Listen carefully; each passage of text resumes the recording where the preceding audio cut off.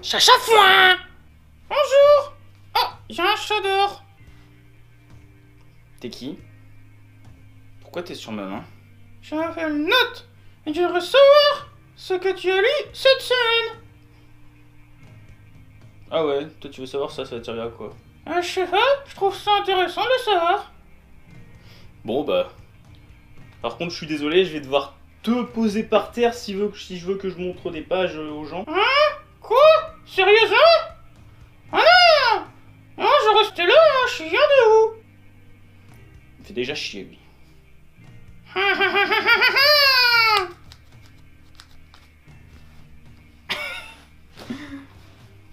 Désolé. Ah! Voilà, il est tombé. Je sais pas si je l'ai tué, mais... Du coup j'ai lu Vampirella. Je le mets longtemps parce que je sais pas s'il y a des reflets. Et ça me fait chier. Parce que chaque fois d'habitude je suis sûr... Ouais, il y aura des reflets, ouais d'accord. Putain! Masters Series. C'est Grave Zeppelin qui nous édite ça en France. C'est de Mark Millar. En fait c'est deux histoires. La première histoire est de Mark Millar. Et la seconde de John Smith. Et les dessins des deux histoires sont de Mike Mayhew. Et en fait au départ je ne voulais pas l'acheter parce que...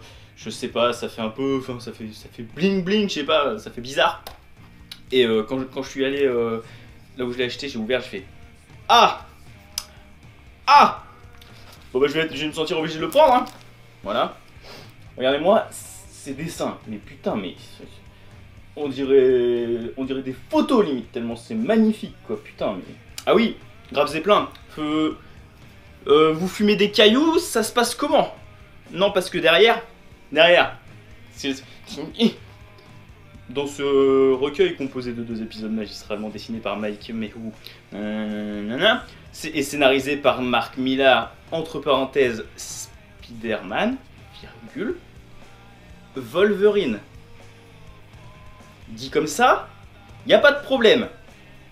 Écrit avec un V, y a un souci. Puis si c'est pour faire une blague parce que c'est Vampirella, du coup ça commence par un V. Non, non, c'est pas drôle, y a rien de drôle. Il est où le rapport? Regarde-moi ça. Je sais pas si vous allez bien voir. Vol, avec un V. Wolverine. C'est un mélange entre les Volvo et je sais pas quoi. Bref, trêve de baliverne. C'est bon? C'est bandé. La première histoire, oui, déjà, ça raconte l'histoire de Vampirella, qui est elle, que j'ai connue à la base grâce à la série Vampi. Mais ça date de quand j'avais, je sais pas, j'avais même pas 10 ans quand je l'ai lu ça. Et j'ai adoré ça. Et je préfère limite ça que ça. Les dessins là-dessus font plus manga, je vous en parlerai peut-être un jour si vous voulez. Mais ça c'est vraiment, c'était un de mes coups de cœur, c'est toujours. C'est trop bien. C'est chez Semic et il y en a que 12. Et putain, c'est juste génial. Mais par contre, la fin, le dernier épisode, le 13ème, tu t'attends à ce qu'il y ait une suite et en fait, il n'y en a pas, du coup, c'est chiant.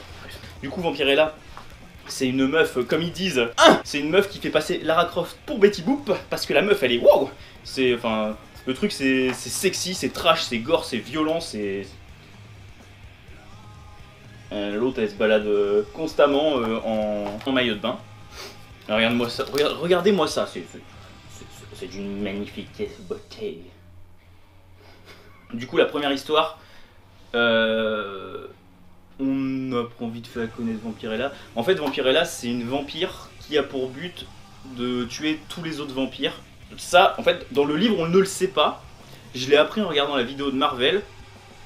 En fait, Vampirella, c'est une vampire qui vient d'une autre planète où il y aurait que des vampires. Et là en fait, là c'est notre planète, ça se passe sur notre planète. Et elle a pour but d'exterminer tous les vampires parce qu'il y a une population de vampires énorme qu'il y a dans le monde entier quoi. Du coup, et dans la première histoire du coup, elle va aller dans une ville entière, constituée entièrement de vampires pour à la base les anéantir, mais ça va pas se passer comme ça. Du coup, je vous laisse lire pour comprendre ce que c'est, parce que je vais pas trop spoiler.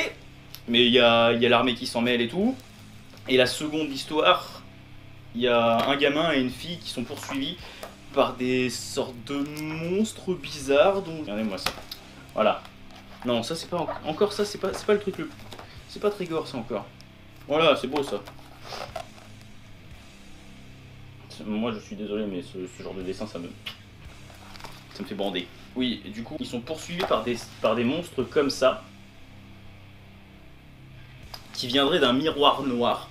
En fait la mère et le fils sont poursuivis par ces méchants. Ces méchants auraient essayé de faire passer la mère par le miroir pour la changer. Ça n'a pas fonctionné. Du coup, ils sont en fuite, mais les méchants, ils essayent quand même de... Enfin, les monstres, ils essayent quand même de les choper. Je crois que c'est pour... Enfin, non, ils essayent quand même de les choper, oui. Ils essayent quand même de les choper. Et on va voir pourquoi, et... c'est... Enfin, c'est cool. Mais là, enfin...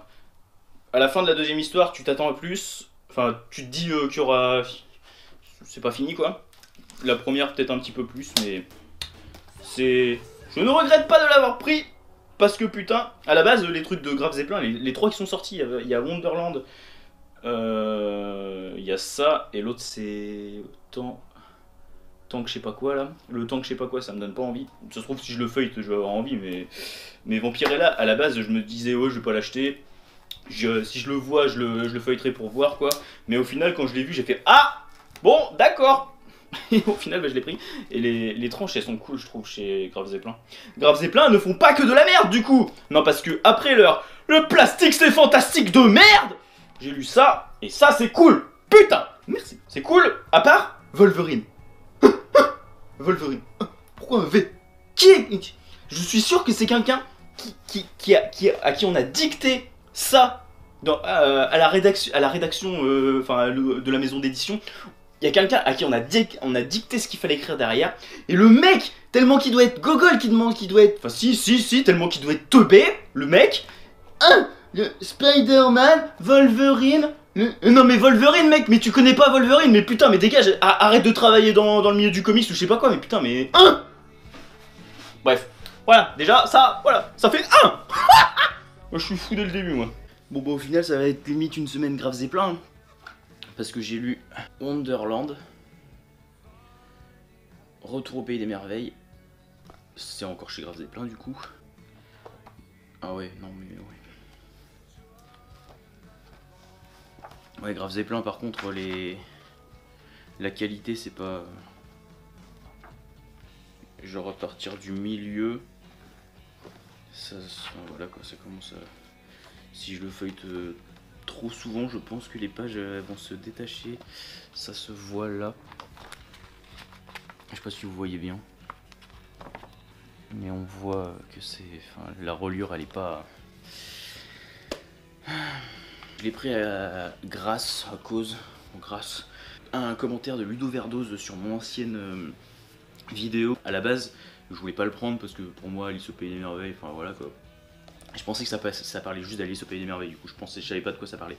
Au final ça parle d'Alice au Pays des Merveilles plusieurs années après qu'elle soit partie, après qu'elle soit arrivée à s'échapper de Wonderland, du Pays des Merveilles. Elle a une famille, du coup elle a 2 gosses, un mari, maintenant c'est la famille Liddell. Et ça raconte l'histoire de cette famille après que Alice et essayer de se suicider alors que sa fille, sa petite fille qui s'appelle Carol Anne, du coup Carol Anne c'est en référence à Lewis Carroll qui a écrit le conte de Alice au Pays des Merveilles et tout le monde l'appelle Cali qui est un anagramme à Alice, voilà. Du coup putain ça va super, c'est de plus en plus sombre, c'est génial. Alors que elle a 8 ans, la petite Carole, il y a sa mère qui essaye de se suicider à cause de tout ce qu'elle a vécu. Enfin, du coup, elle est maintenant, elle est wouh. Et là maintenant, ça se passe quand Carole a 20 ans, la vingtaine. Et là, c'est Cali qui va rentrer alors qu'elle n'a rien demandé dans le Pays des Merveilles justement. Et elle va essayer de, enfin, elle va voir à quel point c'est pas super quoi. T'as le mari qui trompe sa femme. Enfin, qui trompe Alice du coup, t'as le fils qui est un petit peu beaucoup psychopathe sur les bords. Genre un moment, enfin je pense que c'est ça parce que moi je trouve qu'on comprend pas trop ce que c'est, ce qu'on voit.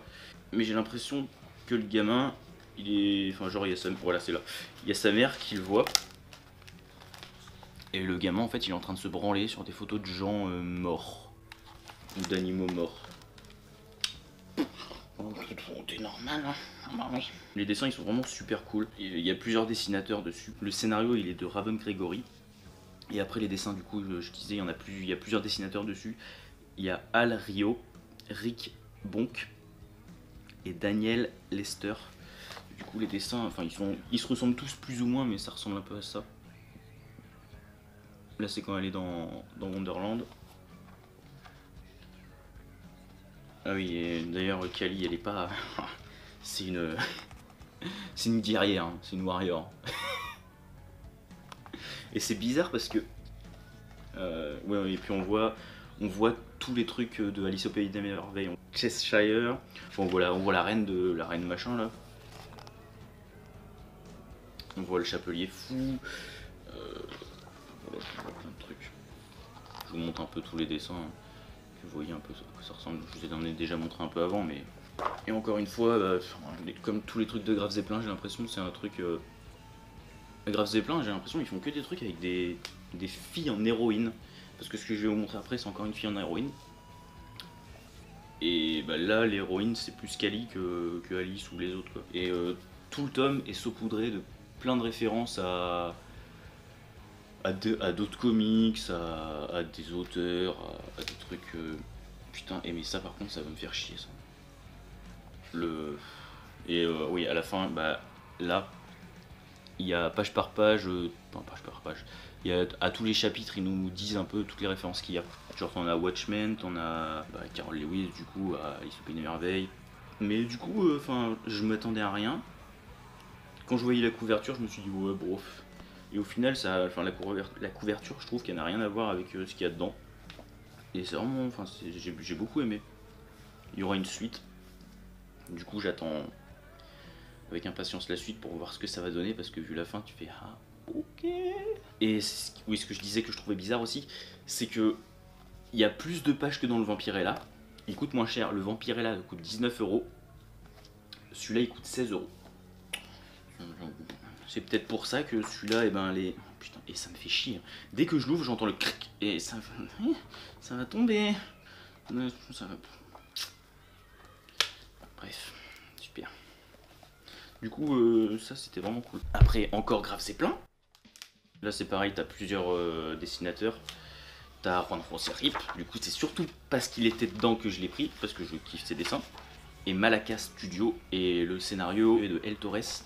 Et ça parle de Nancy qui se voit arriver en enfer. Enfin, on la voit dès le début, en fait, elle est en enfer. Et on ne sait pas trop pourquoi elle y est.